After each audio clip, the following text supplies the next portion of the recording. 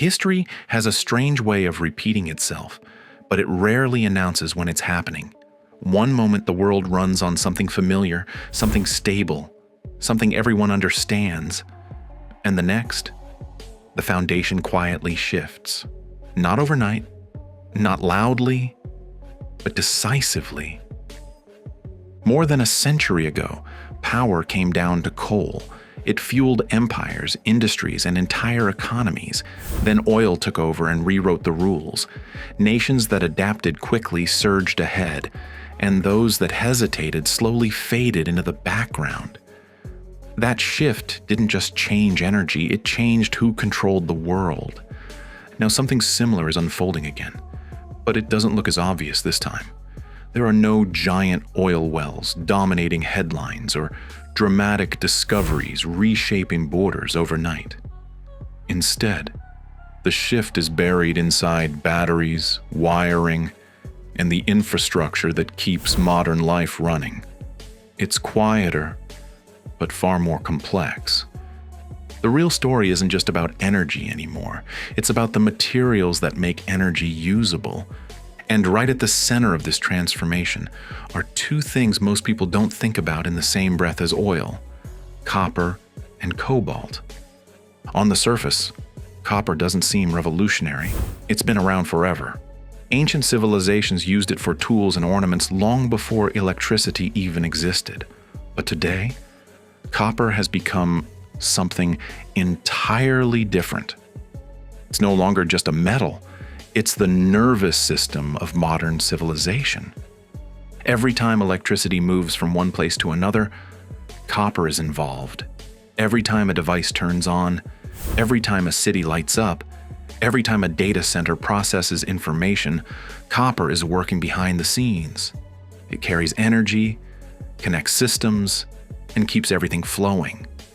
And as the world shifts toward electrification, that role becomes even more critical. Electric vehicles, for example, are not just cars with batteries. They are complex electrical systems on wheels. Compared to traditional gasoline vehicles, they require nearly 4 times as much copper. That's not a small increase.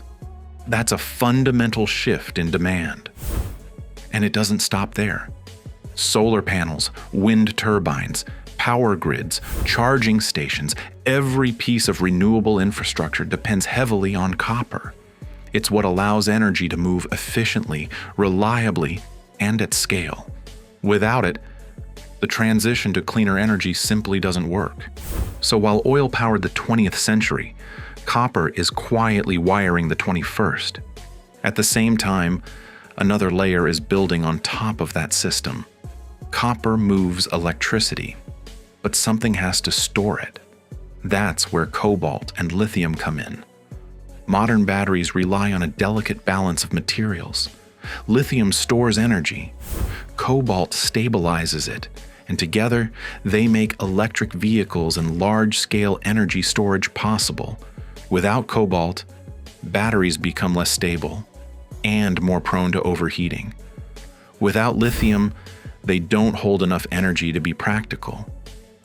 These aren't optional materials, they're essential. And unlike oil, which is spread across multiple regions of the world, these resources are highly concentrated. That concentration changes everything. Cobalt, for instance, is overwhelmingly sourced from one place. The Democratic Republic of Congo produces more than 70% of the world's supply.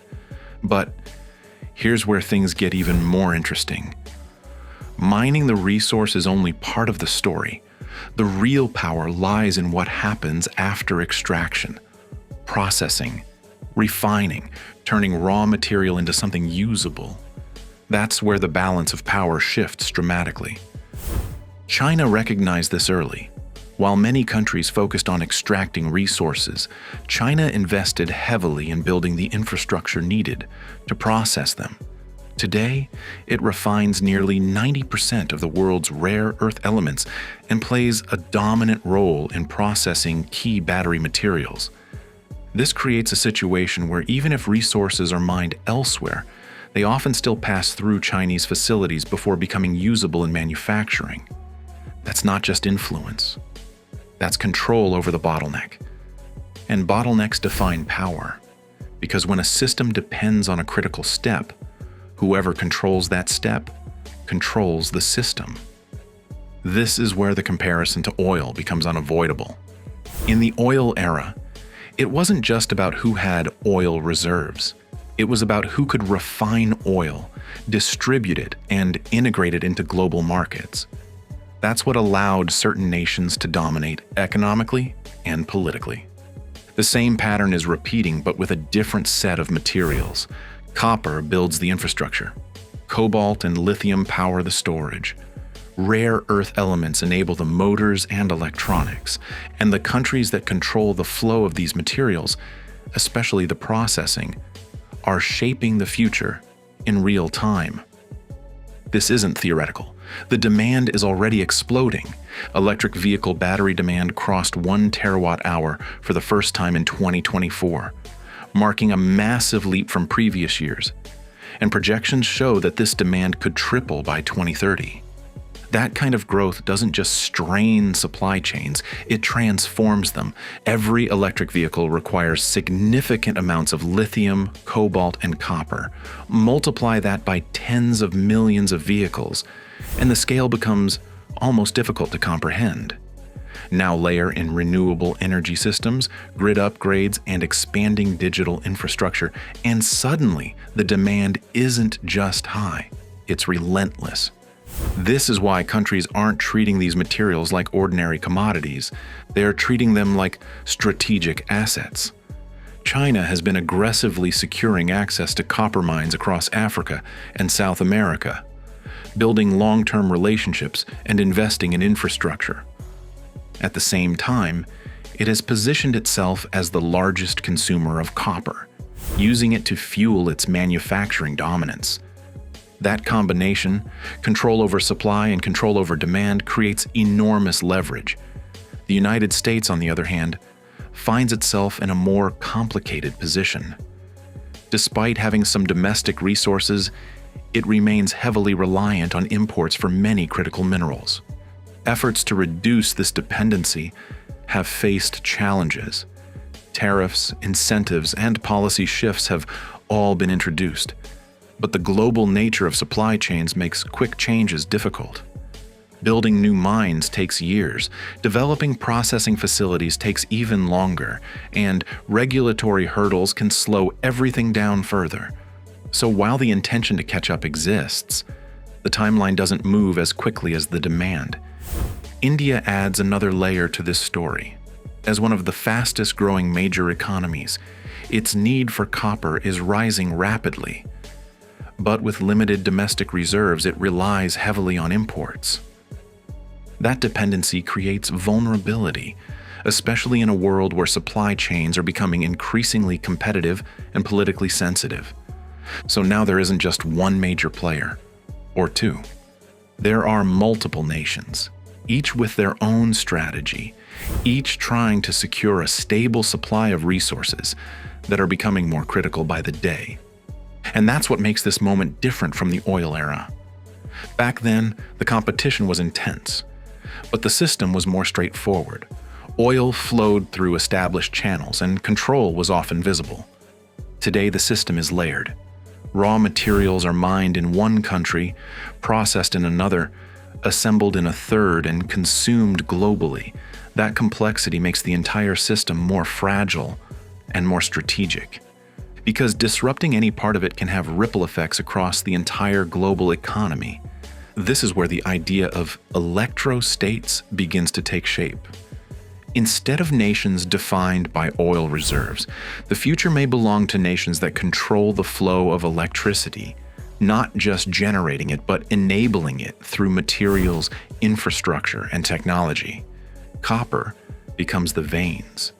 Cobalt and lithium become the heart, and the systems that connect them become the brain. Together, they form a new kind of power structure, one that doesn't rely on a single resource, but on an entire network. And within that network, certain points matter more than others. Processing is one of them. Technology is another, because having raw materials is important, but turning them into usable components at scale, that's where real influence is built. That's why the race isn't just about mining more. It's about building the ecosystems that transform these materials into finished products, battery factories, refineries, supply chain networks, intellectual property, all of it. And once those systems are established, they become incredibly difficult to replicate. That's the advantage of starting early. And that's the challenge facing countries trying to catch up. Because this isn't a race with a clear finish line. It's an ongoing competition where every advantage compounds over time. Meanwhile, the demand keeps rising. Cities are becoming smarter. Homes are becoming more connected. Industries are becoming more electrified. And all of it depends on the same underlying materials. Copper continues to flow through everything, connecting systems and enabling efficiency. Cobalt continues to stabilize the batteries that power this new world. And the more advanced the technology becomes, the more dependent it becomes on these resources. This creates a feedback loop. More technology leads to more demand. More demand increases competition. More competition reshapes geopolitics. And the cycle continues. But there's another layer to this that often gets overlooked. Unlike oil, which is consumed once and gone, copper has a unique advantage. It can be recycled without losing its properties. That makes it not just a critical resource, but a renewable one in a different sense. Recycling reduces the need for new mining, lowers environmental impact, and if this breakdown gave a clearer picture of where the world is heading, consider subscribing and staying tuned for more deep dives like this, because the biggest shifts rarely happen in plain sight, but understanding them early makes all the difference.